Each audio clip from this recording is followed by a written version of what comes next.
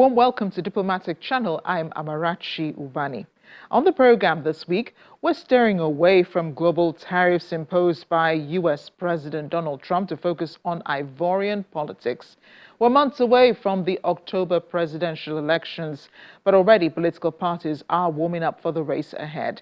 What is clear is that the rivalry between President Alassane Ouattara and former President Laurent Gbagbo may return if Gbagbo, who turns 80 this year, and 83-year-old Ouattara meet again at the polls. Both had been bitter rivals in the 2010 presidential election, with Alassane Ouattara defeating Gbagbo and recognized as the winner of the election by observers, the international community, the African Union and ECOWAS. This year, Ouattara intends to contest his fourth term. During the 2020 election, he had initially decided to step aside for then Prime Minister Amadou Coulibaly to lead the ruling Rassemblement des Houfouettistes pour la Démocratie et la Paix party. That's the RHDP for short, following Coulibaly's sudden death in the run-up to the elections. However, Ouattara stepped back in. A constitutional court ruling supported his contention that the 2016 constitutional revision had reset the term limit clock, allowing him to run for more than 2 terms. This year, we have in the running, apart from the 2 geriatric leaders, former Ivorian Prime Minister Pascal Affi-N'Guessa, former Finance Minister and former Chief Executive of Swiss bank Credit Suisse, Tijani Thiam, former First Lady Simone Gbagbo, and former Prime Minister under Ouattara Guillaume Soro. There's also former Youth Minister under Gbagbo, Blé Goudé. But there's also a newcomer, one who does not describe himself as a politician. I got to chat with Dr. Ousmane Camara about his journey into politics and why he believes he will win this year's presidential election in Côte d'Ivoire.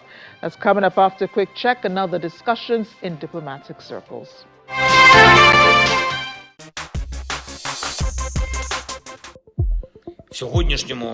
Ukrainian President Volodymyr Zelensky has accused Moscow of launching an attack from the Black Sea, claiming Russia is distorting diplomacy. He said this in a video address posted online on Sunday. Zelensky stated, "Today's Russian attack included missiles launched from the waters of the Black Sea. This is one of the reasons why Russia is distorting diplomacy, why it is refusing to agree to an unconditional ceasefire. They want to preserve their ability to strike our cities and ports from the sea. Putin does not want to end the war. He's looking for ways to preserve the option of reigniting it at any moment, with even greater force."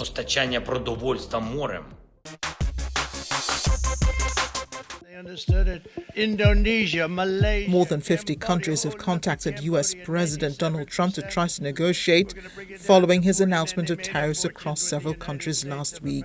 Indonesia and Taiwan say they won't impose retaliatory tariffs, while the Israeli Prime Minister, Benjamin Netanyahu, will be meeting with Donald Trump on Monday.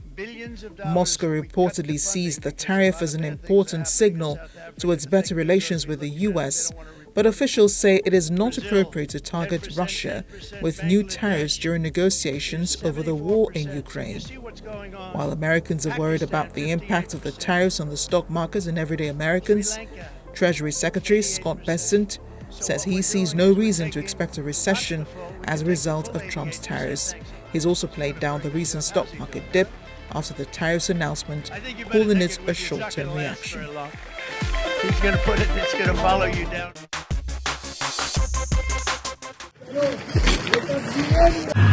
Finally, the Israeli army has admitted to its soldiers killing its emergency workers in southern Gaza on March 23rd. The convoy of Palestinian Red Crescent Society ambulances, a UN car, and a fire truck from Gaza's civil defense came under fire near Rafah. Israel originally claimed troops opened fire because the convoy approached suspiciously in darkness without headlights or flashing lights. It said movement of the vehicles had not been previously coordinated or agreed with the army. Mobile phone footage filmed by one of the paramedics who was killed showed the vehicles did have lights on as they answered a call to help wounded people. The Israeli Defense Forces insist at least 6 of the medics were linked to Hamas, but has so far provided no evidence. It admits they were unarmed when the soldiers opened fire.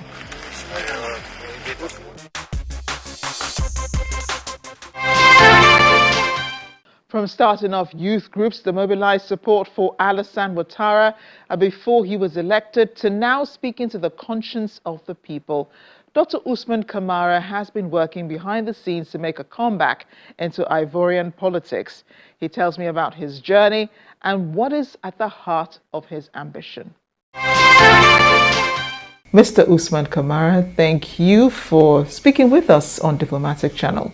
Thank you, Amarachi. And welcome to Nigeria. Your first time here? Not my first time, but in a long time.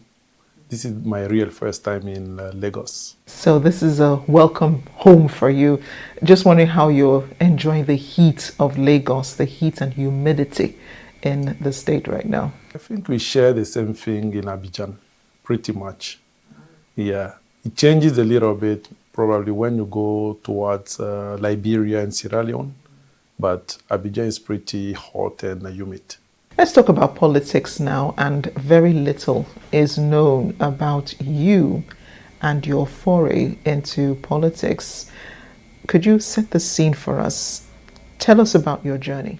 Yeah, actually, there is not so much on me in politics because I'm not a politician. And I've been heading an NGO which has been taking care of youth empowerment, information, training, social inclusion, economical insertion of the youth mostly. And I've been working with a few women organizations and also doing some humanitarian work, supporting orphanages, especially widows and orphans from the civil war of 2010-2011 in the Ivory Coast. But my story started as a general secretary for our traders association, a local one. And from that moment, after we won a particular struggle against a promoter who was still taking money from us, even though his contract was finished on the market block where I had my shops, I moved on to become a spokesperson for a national trader association in the Ivory Coast from 2005 to 2007. And I ended my career in the syndicate as we were arrested then for running a protest and sent to jail. And after I came out of jail then, I heard that people were going to attempt to my life. So I had to run out of the country for pretty much a year in exile before coming back home. And I had to negotiate my coming back home with the authorities. So I pledged not to join any union or anything like that. This is when I founded the NGO Jeunesse Active to take care of the youth, but to empower them and to train them, to decondition them so that we can face the kind of rulership that we were going through and whatever was coming forward that we foresaw. So I started that, but I've been doing all of this along my businesses. So this is why I played a low profile most of the time so that my activism doesn't come and affect my businesses.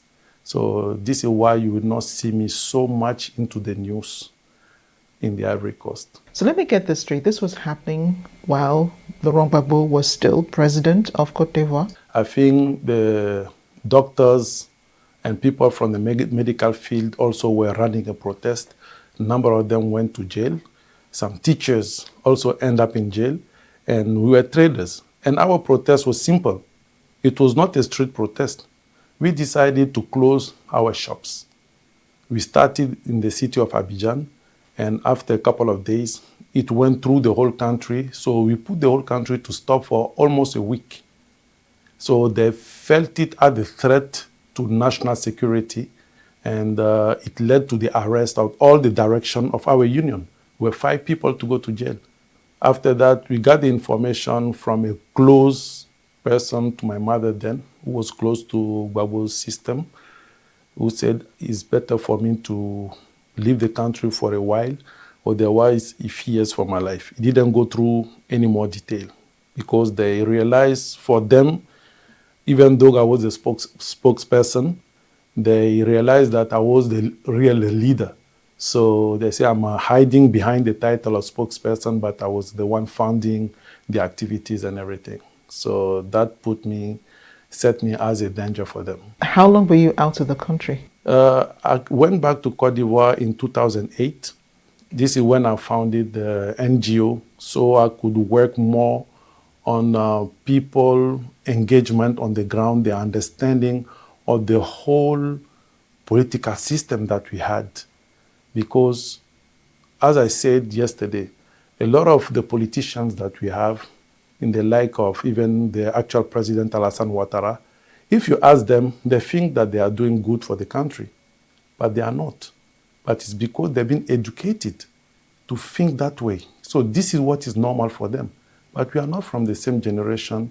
We didn't grow up under the same influence. So over time, my struggle from 2008 up to 2010-11 pretty much went alongside the struggle of actual President Alassane Ouattara.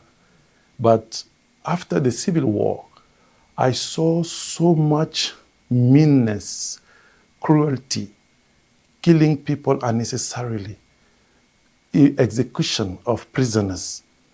And it was happening in both sides. And I got disgusted, even by the Alassane Ouattara camp. They committed a lot of crimes, as well as the Gbagbo people. But only the side of Gbagbo got judged, investigated. The second side never got investigated. But I almost felt guilty for participating somehow, helping them rise into power.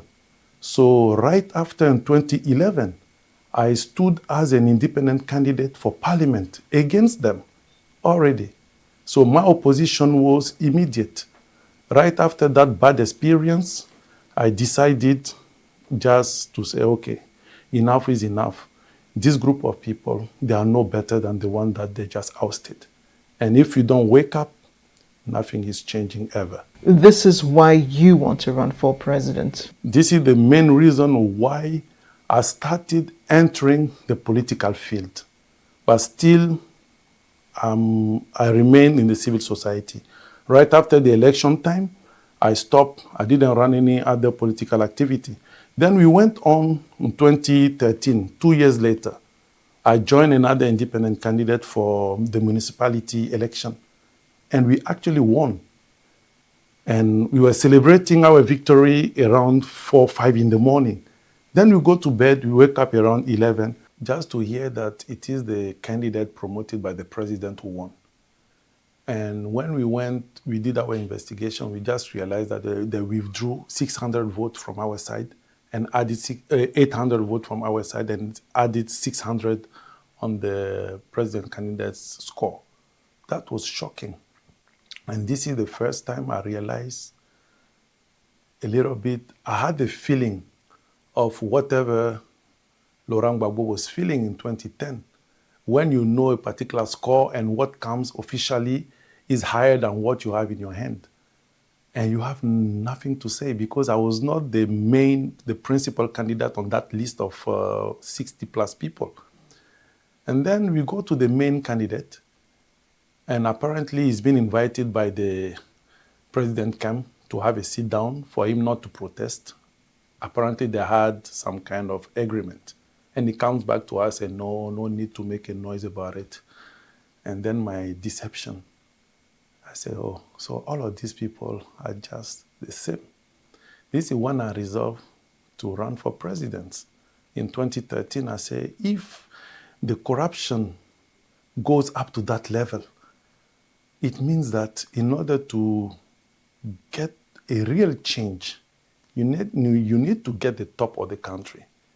So I decided to run in 2015 as an independent candidate. And until the last minute, I was supposed to be on the ballot. But right before the announcement, they withdrew my name. So I end up losing that investment of 2 years of preparation then. But I was still young. I decided to just be patient. So for the past 10 years, I've been preparing for 2025. When you say you have been preparing, what exactly does that look like? Organizing grassroots movements, financing them, helping them build capacity. And today we've covered pretty much the whole country. We are present in all the 31 regions of the country with great influence. And our influence is more within the communities. And since I've been working as a civil society, and I had this personal philosophy, what you do with your right hand, your left hand should not know. And that has to do with some spiritual philosophy that I'm following. But I realize at this moment of time, when you are running, people have to know what you are doing. So since the beginning of this year, I've started putting a voice and an image and a communication around certain activities that I'm doing on the ground. And I'm more about remobilizing all the bases that we've created and we've been feeding over the years through the civil society.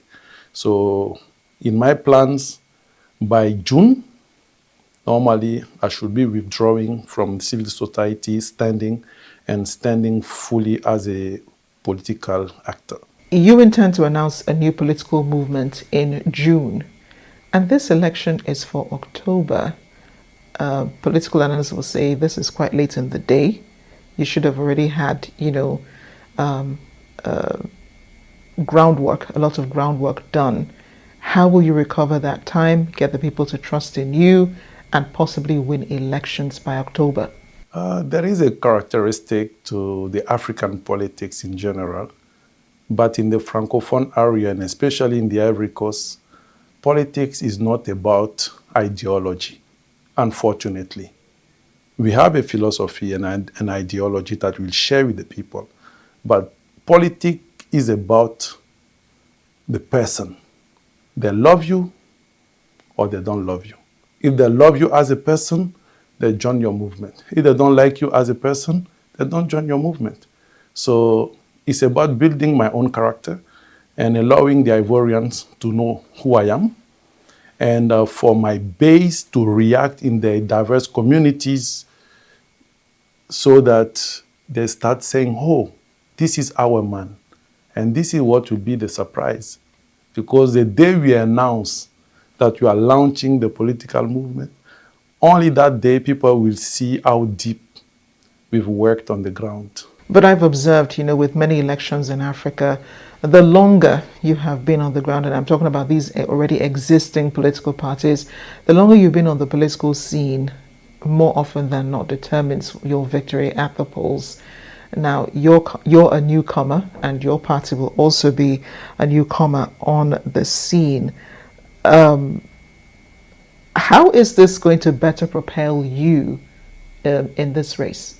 It will be different in the sense that it will be in line with our idea of governance. Because the main problem that we have today in most of our countries is a governance problem. Most political parties will be promoting democracy, calling and crying for democracy. But if you look at the way they are running their own political party, there is no democracy inside. So how can you be promoting and crying for democracy when you are not applying the rules, basic rules of democracy within your political party? So for us to make a real change in our country, we believe that we need to restructure the state itself so that a more organic way of governing for the people can come out of it. And it is in that model that we want to run the country that we are organizing our political movement. The different organs of the political movement already exist. The people are there. They are just all waiting for the announcement so they can start going on the ground officially in the name of the political movement to do the actions. So the difference between us and them is that we have a vision that we want to bring to life. And the body of our political movement will give an idea to the population how we want to run the country, because it's not going to be different.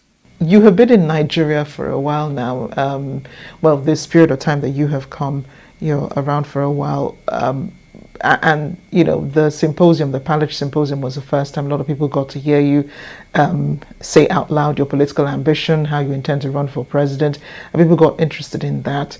So why are you in the country, and what are your expectations?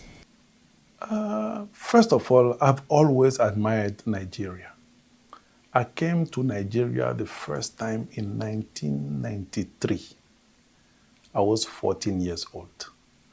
I jumped on an adventure.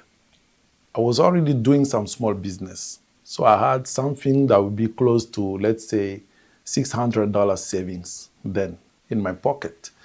And I had my aunt and my uncles who were coming in groups with traders to come and buy things from Nigeria to Lagos, back to Abidjan. So I am back with them. I lied to my father that I was going to spend a few days at my uncle's. And then I joined them on that trip. We came to Lagos. I bought some spare parts, small ones that I could sell and make some quick money. And I was shocked to see the length of the bridges. I think we came somehow on the island. So when I saw us driving all that time on one bridge and we're on the traffic, I'm like, this thing doesn't end. And when I went back to Abidjan, I started seeing these two small bridges that we had between Plateau and Trècheville that we were proud of. I'm like, there is work to do. So from that moment, I had that love for Nigeria. And Nigerians coming to the Ivory Coast are hard workers. They make a big change. And now, growing up and understanding the position, the strength of Nigeria in Africa, and the strength of Nigerians in other economies. Even in the US, they are outstanding. In South Africa, they are outstanding. In the Ivory Coast, they are outstanding. Almost everywhere you go, you have African communities.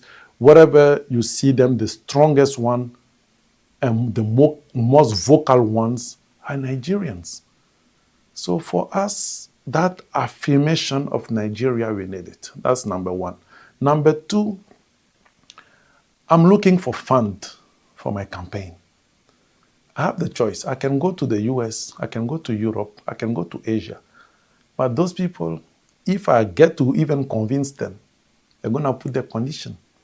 And the condition is not criminal. It's normal. They're going to want to share the wealth of the country with them.